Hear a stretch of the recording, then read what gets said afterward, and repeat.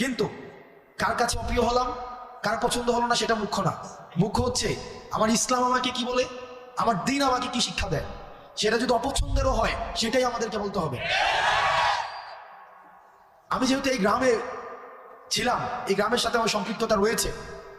এই গ্রামে এক ধরনের অর্থনৈতিক বিনিময় প্রচলিত রয়েছে, যেটাকে আপনারা নাম দেন পত্তন।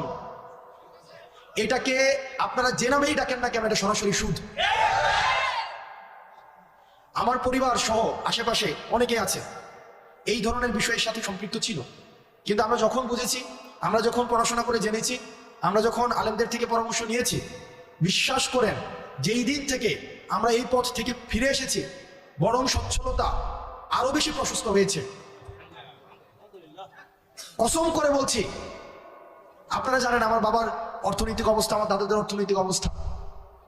যেই দিন থেকে এই জায়গা থেকে আমরা ফিরে এসেছি, আমাদের অর্থনৈতিক যে সচ্ছলতা, আমাদের নিয়ামত সৃষ্টিকর্তা আমাদেরকে যেভাবে দিচ্ছেন, আমরা প্রতিনিয়ত আল্লাহর কাছে অকৃত্রিম কৃতজ্ঞতা প্রকাশ করি।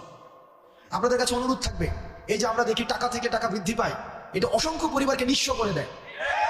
আমি নিজে দেখেছি, আমার বাড়ির মধ্যে এইসব বিষয় মেল হয়েছে। ছোটবেলায় আমি দেখেছি, বা আমি দেবীদের থেকে আসতাম যখন দেখতাম। অনেকে আমাকে অপছন্দ করতে পারেন, আপনি আমাকে অপছন্দ করেন, সেটা আমার দেখার বিষয় না। কিন্তু এটাই সত্য, এখানে সবাইও যদি অপছন্দ করেন, এটাই সত্য। এবং সুদের বিরুদ্ধে আমাদের একটা সামাজিকভাবে এটাকে প্রতিরোধ করতে হবে। আমরা